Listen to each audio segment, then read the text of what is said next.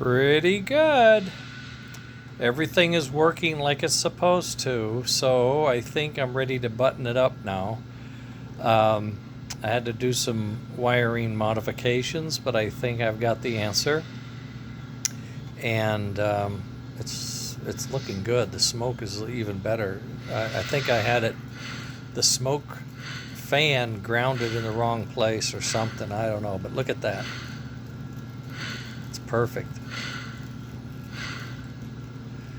And that's with a small opening. I could drill that out and put in a brass pipe. Right now it's made for the little red stick, which I hate, frankly, but let's talk about it later.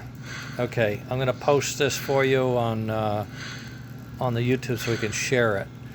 So this is an Atlantic with a 3D printed chassis, American models trucks, a TMCC compatible cruise controller, and a Railsounds 4 sounds board with the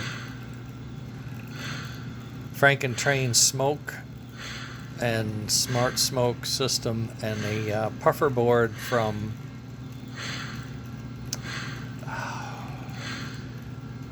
I see him, I can't think of his name. Hell, I'll put it in later. I'll put it in the notes. Damn it. Okay, later.